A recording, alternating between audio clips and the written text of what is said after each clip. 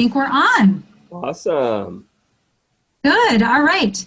Welcome, everybody. Healthy, authentic relationship seekers. I'm back again with Kelly and Ned, my wonderful coaches, to talk about a really important topic that's been coming up a lot, which is the problem with traditional marriage counseling. And we're going to talk a little bit about what that is, why it doesn't work, and what will work instead. But first, we'll just I want to introduce my coaches. Kelly, actually, you guys introduce yourselves real quick, and then we'll tackle the topic at hand. Kelly is my marriage coach inside the 5-to-1 Couples Cure. And Ned is a coach on my team as well. But why don't you guys say just a little bit more about your background with this work, and then we'll dive into the topic. Okay. So, hello everyone, I'm Kelly. I'm one of the coaches inside of the program, and I've been a relationship expert and coach for the last 10 years, a life coach for about 20 years, and I've been working with Monika since April, and we're all just very passionate about relationship and marriage and monogamy and love and the growth that happens in relationship. So, because relationship is truly a gift. And so that's why I'm here. That's why we do this work. And that's me. Yes, welcome. And I am Ned Vandiver, and I'm the wife of Kelly, of course. And my journey actually began through our marriage. I began to find out some things about myself and redirect my thoughts around my marriage, because we were in not crisis, but we were having some issues that are typically you begin to see manifest as throughout the time, and as you go through your marriage, 3-4 years, things change. And so I began to notice some of those changes, and what it brought to my attention was I needed to do some work on myself, and that's where I began to gain my passion for this subject around helping people with their marriages. So I'm actually one of the enrollment coaches, and I work alongside these ladies also. So it's a pleasure to be here. Yeah, and we're all really aligned on supporting people in getting a new, higher kind of support that's really required for couples that are in crisis, because that's a very different thing. Yeah. And like couples who want to learn some additional tools, or they want to make a decent relationship great. That's very different than what we're dealing with on a daily basis, which is people who are really, really suffering in their relationships that are on the brink. Yeah. And actually, I mean, probably almost every single day we talk to people who are saying they've already been to marriage counseling. Yeah. More than once. Yeah. Most people, more than once. And it either hasn't worked and it was a waste of money. Yeah. Or it made it worse. And it made it worse because it created a lot of hopelessness, because people think, well, if I'm getting help, I should be doing better. Exactly. We're still struggling. Well, this marriage must just not be salvageable. Right. It's tragic because a marriage that could have been saved ends up falling apart, or maybe it doesn't fall apart, but it just stays incredibly stuck in painful patterns. And we'll talk a little bit about how that shows up as well. But this is just something that has come up a lot. So we wanted to talk a little bit about how we know this isn't working. Yeah. Why doesn't it work? And then we'll talk about the solution to this myth, really, that the traditional marriage counseling approach works. Yeah. So wouldn't you guys say that in your experience, most people that you talk to are indicating that it doesn't work? And how do we know that it doesn't work? Well, I mean, for me, talking to people daily who are, in crisis in their marriages. And for me, I also, one of the things I want to point out, I don't think most people realize how far along they are in their marriages, and to what extent the trauma that's actually taking place within their marriages, where they are at that point, and why it doesn't work for them. Because I don't think they recognize that, this is their marriage counseling is almost like a BandAid approach for something that actually requires surgery. And that's where a lot of these marriages are. They're in these spaces, but we're taught to, that's the first thing somebody shows us, hey, have you had marriage counseling? And traditionally that's been the case, but no one wants to pay attention to the fact that, half the marriages end in divorce, So it's one of those cases also where that's what I see talking to people on a daily basis. And it's also what I see just in some of the, we have friends, and a lot of times people confide in you, if they'd rather just they come up to you if you're at a party or something and they talk to you about something that's going on. And it's always the same case. Yeah, we're doing counseling, but it's just getting so much worse. I don't understand it. Mm-hmm. So, I mean, that's been my experience thus far. Yeah. So personal experience with people that right? Plus also clients who are saying that. Yeah. And the statistics that show that it's not working. Exactly. And I could say the same thing. I could say, yeah, I know people personally. I myself had really bad marriage counseling early on in my marriage. Yeah. That just didn't work at all. And it was like a total waste of my time. Yeah. And then, of course, we know the statistics show that the percentages are so low. The number of people that actually go through marriage counseling don't end up staying together. No. So that's how we know it doesn't work is, we're also very much in this niche of like talking to people every day who are in crisis. And like you say, Ned, they're requiring surgery, but they're getting a BandAid. Exactly. Yeah. And so that's one of the reasons that it doesn't work. And I love this quote by Dr. John Gottman, and I talk about this in my webinar too, where he says, focusing on communication skills, which is like one of the BandAids that has been given out in traditional marriage counseling, is like, it's like the couple is supposed to go, I can't remember exactly the quote, but it's like the couple is expected to perform in the Olympics of work, but they can barely walk, very advanced for the foundation hasn't even been built yet for them to be able to receive the tools they're getting from the counselor. Exactly. Yeah. And then they find themselves stuck in this cycle. Yeah, exactly. So they either end up not staying together, or they stay in like horrible patterns. Oh yeah, definitely. Where they're unhappy, playing the same thing over and over again. It gets better for a little while, and then it gets worse again. Yeah, well, it's the traditional 1 step forward, 3 steps backwards. Because exactly. You don't know how to apply any of the principles. You're not taught that. Mm-hmm. You're not. If you learn anything new, you don't know how to apply it. Okay. And right. That's another topic because we're talking about support, but we'll get into that. But these are the major differences that show up in these marriages and the problems that people are having in their relationships. Exactly. 100% agree with that. And I think that how that shows up is, couples end up living as roommates. Yeah. Talking to each other. They end up avoiding. Huge breakdowns in communication. We'll talk about it in therapy on Tuesday. I can't bring it up now. Exactly. There's this idea that help is coming, so we'll just not deal with anything until then. Yeah, exactly. Mentality that all the work is going to happen in the session really does not help the relationship grow because it's daily effort, right? Yeah. What were you going to say about that, Kelly? I think you're muted. You're muted, Kelly. There you go. I was muting because, Ned and I are we're in the same building, but in different rooms. So I think that might have been some feedback stuff. Oh, I see. Oh, okay. So you might want to mute yours when I'm talking. Okay, I'll do that. But where were we? We were at the piece of, we're still on how do we know it doesn't work?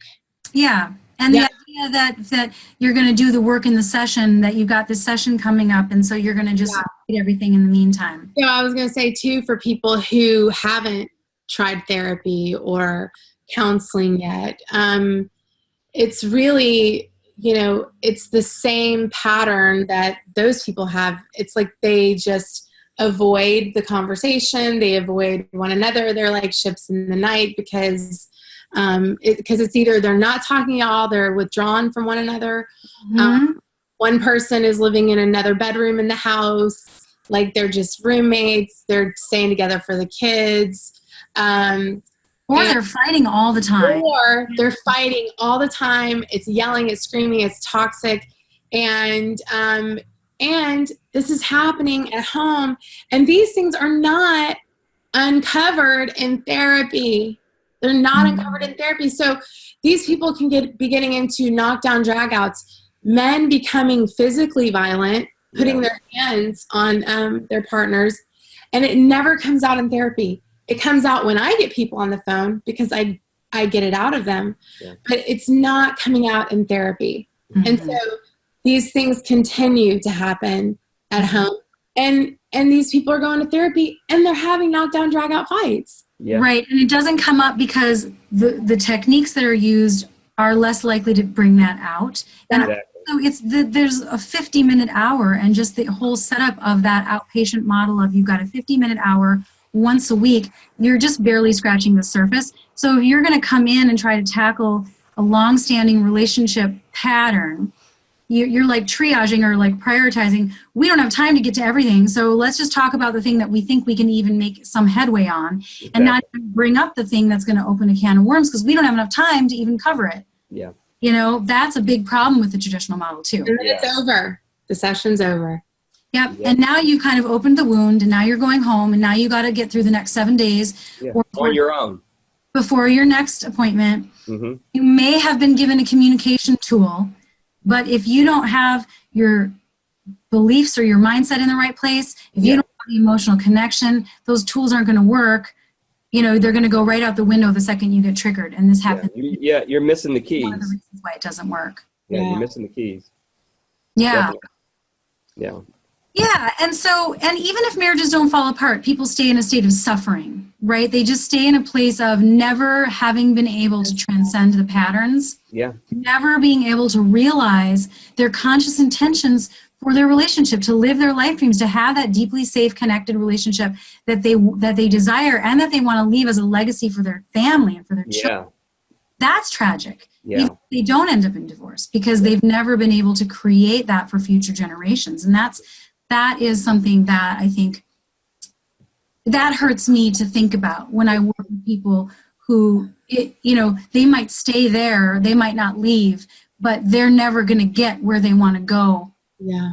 They're going to stay with the traditional idea that you can just compartmentalize this relationship work. Yeah. Yeah. So I think, and you're missing out on so much life. And the thing you said about the kids is so huge, because it's like, it's every generation's job, right? To like do better than the one before, like, and instill the things that are crucial for happy, loving relationship life. I mean, abundance, all these things. And that's not really what the kids are learning, at all. And I'm like, this is our job. Like, our parents didn't teach us this stuff. Our grandparents didn't teach us this stuff, because people got into relationship for different reasons back then. Yeah. But we're in a different time, and a different time requires new skills, new tools. And our kids they can only learn this stuff from us. Yeah. So if we're not always getting better, like, what are they going to do? Yeah. Mm-hmm. Yeah. Right. And for our own quality of life too, of course. Yeah. Because the kids leave eventually, and you're stuck with each other. Exactly. You're either stuck with each other, or you've learned to work it out, and you're happy with one another. So that's right. So it's really worth being able to break these patterns.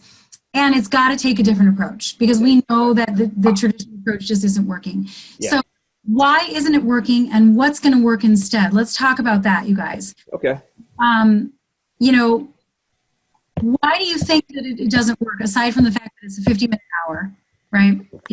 It's not really incorporating the daily work. Yeah. Well, you're talking about, again, a low level of support versus a very high level of support. And that's the coach's approach. Like you said, the model's not set up for people who are in crisis. Okay. Right. So it's not 1 hour sessions. Between sessions. You don't even have to be that intelligent or smart to realize that if you're in the case where you're not even communicating, and the only thing you're going to do is come together once a week for an hour with someone who sits and just listens to you talk about how you don't communicate, how are you going to get better? Right, exactly. And how are you going to get better rehashing the problem? That's the other reason why. I'm glad you brought that up, because it's very diagnostic and problem focused. We're looking at the symptoms, we're getting into the problem, we're analyzing the problem, we're staying in the problem, we're living in the problem. Energetically, we're just magnifying it. Yeah. And what you end up doing is you end up promoting a low level of commitment between the two individuals also. Because if you're essentially selling them and saying, hey, I only need an hour of your time. I know where you are, okay? But you're not even getting them to mentally commit to what it takes to get on the other side of this. You're just telling them, oh, it only takes an hour. And we know what happens after you leave the session. You know, you're back. The whole outpatient model, they're not really going to be able to roll up their sleeves and dig into this stuff. Exactly. They can't even do it. That's not how their practice is even set up. Because it takes daily work, daily, every single day. Yeah. They won't even get paid from insurance if they go outside of this one little model. So it's not even the therapist's fault. It's really just the training, and it's the model, and it's not. I'm not at all bashing. I was trained in this way too as a therapist. Exactly. I can see it's really a systemic thing. So they're not going to be able to give you the intensity of like a support in between the sessions. It's also very much isolated, right? It's an isolated approach. You at home as a couple, there's no larger community that supports you. You're not part of a larger environment that will support the changes that you're making, which I think is a really critical piece in being able to sustain changes that we make as an individual, right? If we don't being able to share the experiences with other people is really important. Like you said, you know, having that group community support is it's one of the things that stands out the most about the program to me when I talk to people and I see people get on the other side of this. So many of them talk about being able to reach out and have people around them who are going through similar situations, and being able to, you know, relate to that individual and get some feedback from some of those people sometimes, and just some support. That's all you need, or just being able to vocalize it. It's really important. Yep, and people that have your back, that understand what your goal and vision is, that are also on that path, and that can pull you up or give you a mindset, you know, reframe it or say, hey, this is what helped me. Exactly. And to get coaching from the coaches in that environment, basically 24/7, like that's what it takes when you are in that level of crisis. It's a daily thing. That's a surgery level approach. You have to put into practice daily. Yeah. And that brings up the mindset thing, right? And the energy work. Oh, yeah. Well, before we get to that piece, I'm a stickler about this. And I mean, this is something that I experienced personally in therapy and counseling, and probably went to 7 or 8 different therapists, counselors in my last marriage. And so there's this issue, and it's a huge elephant in the room in traditional therapy and counseling. And that is this issue of neutrality that takes place in the therapy room. And for the most part, not all therapists, but unless you've got some stellar therapists like Dr. Terry Real, like Esther Perel, or someone like that, right, who's just, you know, second to none, in my opinion, therapists like that. It's like the rule of thumb is you stay neutral as a therapist. You don't take sides. And you don't even give your own opinion. It's like you're so afraid of taking sides that you end up not even speaking the truth about what you see. So that's the thing, it's totally neutral. And so what happens is women will go in and they'll still feel unsupported. They'll still feel unheard. They'll still feel like there's something wrong with them. And you know, I'm speaking in cases where it calls for the woman to be supported. And it calls for you know, the woman in certain particular cases to be sided with.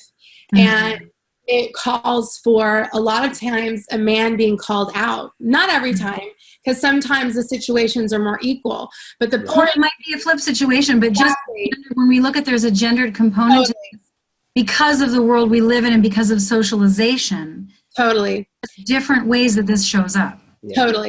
And I mean, it can become the problem is that there's nothing called out. There's no truth inserted because it's neutral. Yeah. So you can never have a transformation occur ever until truth is inserted. Yeah. And so that's a huge difference when we're talking about, traditional marriage counseling and coaching, because that's what coaches do. That's what coaches seek out. And that's what we're trained to do in terms of like helping resolve. Course correction. Yeah. Reminding you of your vision, calling out, hey, that's not going to work. Here's why. Here's what you can do instead. Right. Without that fear of, I need to be a blank slate in order to be professional. Right. I think that's a really good point. Yeah. That is such a traditional model of like, I'm not going to speak the truth because I don't want to be seen. But really, there is a way to join in a place of non-judgment and positive regard, but still call out the truth of the situation. Exactly. As a way of raising people up. Yeah. That's I think coaching is better. Important, with coaches. If we can have a good coach, right? Like they're going to call you out. Right? That's what a coach is for, like to push you to the very edge, right? But like we're here to do that, but also do it from a place of like immense love, right? Because we've all been there, like to different varying degrees. Yeah. Yes, exactly. Yep. And some of us have even been on both sides of a problematic dynamic. So, so what about the mindset work? Let's talk about that, because I think that's a really big part of coaching. At least our coaching program, that's missing from the more diagnostic therapy model. Yes, we talk about beliefs in cognitive behavioral therapy or CBT, but it's very cerebral, and it's not. They don't talk about energy, right? No, and we don't talk about the importance of understanding that has a huge effect on your connection. It has a huge effect on how you look at your spouse or your loved one. It has a huge effect on how you vision or envision your life as a couple, and as a family, if you have kids, and what that looks like outside, your home. So, I mean, it's such a huge and dynamic, it plays such a dynamic role in the vision of it all. So, I mean, that's to me and I think Kelly can expound on it, but that's what I see most when I talk to people. They just have no idea. The energy that you bring every single day. Yeah. That is the work. Yeah. Yeah. And I mean, you're not ever going to have that piece in therapy or counseling. They're never going to talk to you about your mindset, like the energetic frequency of what you've got going on up here. Like if you've got stuff showing up in your life and in your marriage, and it's in a place that does not feel good to you, I can tell you exactly what you're focused on. Yeah. And you're not focused on what it is you really want.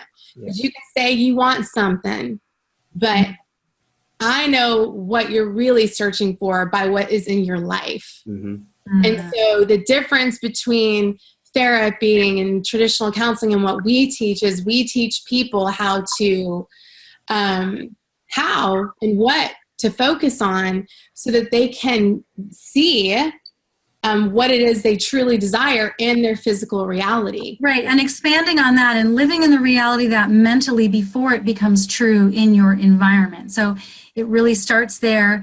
And of course, putting it into action systematically in a structured way on a day-to-day level with reframing how we process things mentally and the thoughts that we bring to every situation, the way we think things through, that will help us get to where we want to go. Exactly. Because if we use the same way of thinking that we've been using within the relationship crisis, we won't ever get out of it. Exactly. So, and I do think that there's traditional CBT therapists that understand the importance of thinking on how we feel. That's true, but it stays in the cerebral part. It doesn't move, it doesn't shift. That modality doesn't really shift the insight into the physical, visceral knowing. That becomes the energetic frequency, the way that you move your body, the way that you look, the way that you sound, the way that you speak, and the way that you creates the way that you start the conversation. The way that you begin a conversation, right? The way you start everything with your partner is that comes from what belief systems are you using at that moment? How are you looking at your partner right now? That's going to dictate how you come across and how you communicate with that person and how effective it is. So, I mean, it's really a key that, like you said, they're not being taught this. And they might be, at the most, they may be getting some affirmations, but then they're saying the affirmations, but it's not going in and it doesn't feel real, and people feel like, oh, I'm just telling myself a bunch of BS. Right. Exactly. Anyway, this is stupid. Yeah. Then people give up on it. Yeah. Right. Really, it's about bringing that in. And so that's, I think, why the whole idea of a high support coaching program that has a community of support, that has a daily approach that is focused on mindset and reframing things so that you can actually bring a different energy to the work, and that also offers, sophisticated skills around relating with other people. Exactly. That's really the solution. That's what we have found is the solution for helping and really getting out of crisis in your relationship and creating the relationship that you really want to have. Because people can love each other so much and have so much potential. And if they can't break out of the patterns, they're not going to be able to actually transcend that patterning that was really just given to them, that they've inherited, that's not theirs. They don't want it anymore. But people need help to be able to shed that, actually get to the other side. Because it's so sad, the amount of marriages and relationships that could be saved. People who really love each other, who really want to be together, and it ends because they just don't have the skills and the tools and the mindset and the knowledge that is needed to shift. It's the wrong dog for the hunt. And they think it's the relationship when it's really just they haven't had the right support. Exactly. Yeah. Well, good. I am so glad we got to talk about this today. And I think if anybody that's listening has any questions whatsoever, either now live or later on, we'll be checking the thread. Please ask questions. We will answer. And if you guys want to talk to us at all about getting some support in person, go ahead and book a call. I will put a link down below that you can just book into our calendar if you want some individualized support. It's just free. It's a free talk to see if there's a way that we can support you to create a plan. But in the meantime, really just think about if you're in crisis and you want to break out of the patterns that you're in and you really feel stuck, just remember that this is not something that you can do in a 50-minute hour per week. You really need to look at this as a daily practice, something that you make your number one priority, and you've got to engage your mindset and your way of thinking at the subconscious level. And so if, that's really what it's going to take. That's our message for you guys today. Thank you, Kelly. Thank you, Ned. Oh, yeah. Thank you, Monika. Continuing conversations with you in the future. Oh, yeah, definitely. And we'll see you guys all next time. Okay. We'll see you then. The rest of the day. Okay. See you later.